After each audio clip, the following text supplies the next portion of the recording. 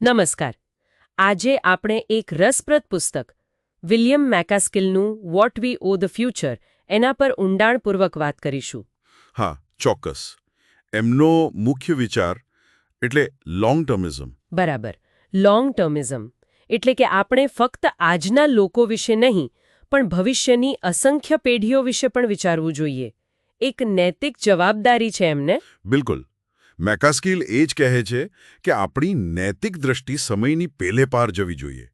આપણે શું કહેવાય ભવિષ્યના અબજો લોકોના જીવન પર અસર કરી શકીએ છીએ. અને આ ભવિષ્ય કેટલું મોટું હોઈ શકે? પુસ્તકમાં એક આંકડો છે જે ખરેખર મને તો હચમચાવી ગયો. હા, પેલો 99.5% વાળો આંકડો ખરો ને? હા, કે જો કોઈ વ્યક્તિ શરૂઆતથી અત્યાર સુધીના બધા જ માનવ જીવન જીવે એટલે લગભગ 100 અબજ જીવન, તો પણ જો માનવતા લાખો વર્ષ ટકી રહે તો એ કુલ જીવનનો 99.5% હિસ્સો તો હજુ ભવિષ્યમાં છે. અકલ્પનીય છે ને? આટલું વિશાળ ભવિષ્ય. અને આ જ વિચાર એટલે આપણી આજની ચર્ચાનો આધાર છે. આપણા આજના નિર્ણયો આ 99.5 ભવિષ્યને કેવી રીતે આકાર આપશે? પણ ભવિષ્યની પેઢીઓનું શું? એ લોકો તો મત નથી આપી શકતા. બજારમાં એમની કોઈ માંગ નથી. એમની જરૂરિયાતોનું કોણ વિચારશે? સારો પ્રશ્ન છે. આપણે એટલે કે વર્તમાન પેઢી એમના ટ્રસ્ટી તરીકે કામ કરી શકીએ.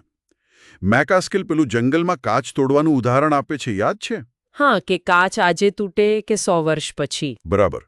એનાથી કોઈને વાગે પછી એ 1 અઠવાડિયા પછી હોય કે 100 વર્ષ પછી, નુકસાન તો નુકસાન જ છે. સમય વીતવાથી એની નૈતિક ગંભીરતા ઓછી નથી થતી. એટલે ભવિષ્યના લોકોની ખુશી પણ એટલી જ મહત્વની ગણાય. ચોક્કસ. એમની સુખાકારી પણ એટલી જ મૂલ્યવાન છે. પણ શું આપણા આજના નાના દેખાતા નિર્ણયોની અસર ખરેખર આટલી લાંબી ટકી શકે? ઇતિહાસમાં એવું બન્યું છે? અરે બિલકુલ. તમે જુઓ, મેગાફોના એટલે પેલા મોટા પ્રાણીઓ, ગ્લિપ્ટોડોન્સ જેવા, હજારો વર્ષ પહેલા માનવીય પ્રવૃત્તિઓને કારણે લુપ્ત થયા. અને એ લુપ્તતા તો કાયમી છે. હા, એવી જ રીતે પ્રાગૈતિહાસિક સમયમાં જે જંગલો કપાયા એની અસર આજે પણ વાતાવરણ પર છે. એટલે ભૂતકાળના ઉદાહરણો આપણને ચેતવે છે. તો આજના સમયમાં કયા નિર્ણયો સૌથી વધુ જોખમી ગણાય ભવિષ્ય માટે? મુખ્યત્વે તો પરમાણુ યુદ્ધનું જોખમ છે, પછી જૈવિક શસ્ત્રો, આબોહવા પરિવર્તન અને હા, ખાસ કરીને આર્ટિફિશિયલ ઇન્ટેલિજન્સ એટલે કે એઆઈ. એઆઈ પરના નિર્ણયો કેમ આટલા મહત્વના? કારણ કે એઆઈમાં ભવિષ્યને ધરમૂળથી બદલવાની ક્ષમતા છે. જો કે સ્પેસગાર્ડ જેવી પહેલ પણ છે. અચ્છા, પેલું ગ્રહ પ્રહારના જોખમવાળું? હા, એની સફળતા બતાવે છે કે આપણે મોટા જોખમોને સમજીને એનું સંચાલન કરી શકીએ છીએ. એટલે આશા પણ છે. આ બધા નિર્ણયો લેતી વખતે આપણા મૂલ્યો કેટલી મોટી ભૂમિકા ભજવે છે. શું એવું બને કે અમુક મૂલ્યો કાયમ માટે શું કહેવાય સ્થાપિત થઈ જાય? બહુ જ મહત્વનો મુદ્દો. વેલ્યુ પરસિસ્ટન્સ જેને કહેવાય.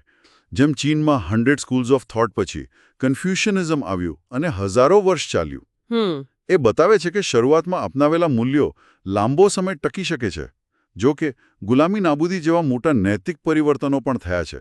એટલે પરિવર્તન શક્ય છે, પણ એ આપોઆપ નથી થતું. પણ આમાં વેલ્યુ લોકિનનો ખતરો શું છે? તમે ઉલ્લેખ કર્યો હતો. હા, વેલ્યુ લોકિન.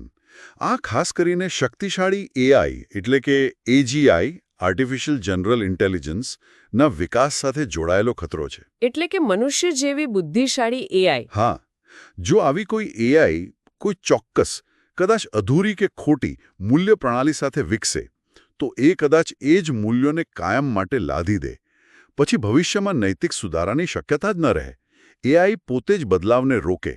હો, આ તો ખરેખર ગંભીર બાબત છે.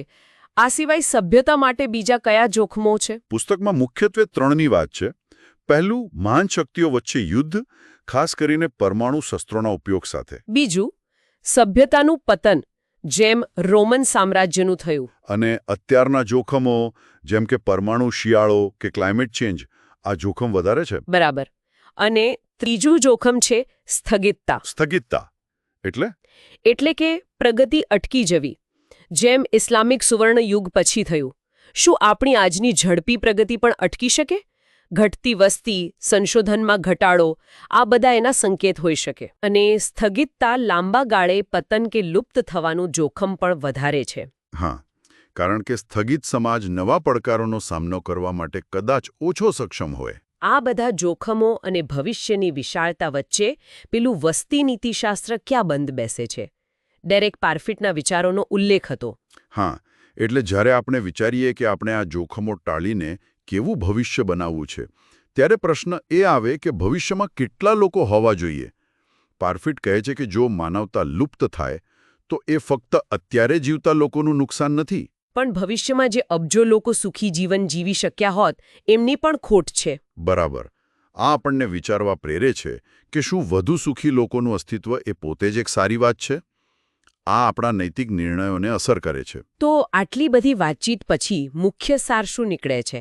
આ 99.5% ભવિષ્ય માટે આપણે શું યાદ રાખવું જોઈએ? મુખ્ય વાત એ છે કે આપણા એટલે કે આજના લોકોના નિર્ણયોની અસર ખૂબ ખૂબ દૂરગામી છે. આપણે ભવિષ્યની પેઢીઓના ઇતિહાસના પૂર્વજો છીએ. ભવિષ્ય અનિશ્ચિત છે, પણ શક્યતાઓ અપાર છે. અને એ શક્યતાઓને સારી દિશા આપવાની જવાબદારી આપણી છે. બિલકુલ. અંતમાં એક રસપ્રદ વાત તમે કહી હતી, પેલી આયમારા ભાષા વિશે. હા, દક્ષિણ અમેરિકાની આયમારા ભાષા બોલનારા લોકો. એ લોકો ભૂતકાળને આગળ કહે છે કારણ કે એ જોઈ શકાય છે, અનુભવી શકાય છે. અને ભવિષ્યને પાછળ કારણ કે એ અદૃશ્ય છે, અજાણ્યું છે. હા, આ ખૂબ ગહેન રૂપક છે. તો પ્રશ્ન એ થાય કે જ્યારે ભવિષ્ય આપણી પાછળ હોય, અજાણ્યું હોય, ત્યારે એને શ્રેષ્ઠ બનાવવા માટે આપણે કયા માપદંડો વાપરવા? આવનારી પેઢીઓ પ્રત્યેની આપણી જવાબદારી કેવી રીતે નિભાવવી, જેથી પેલું અદૃશ્ય ભવિષ્ય ખરેખર સારું બને? આ વિચાર સાથે જ આપણે આજની ચર્ચા પૂરી કરીએ.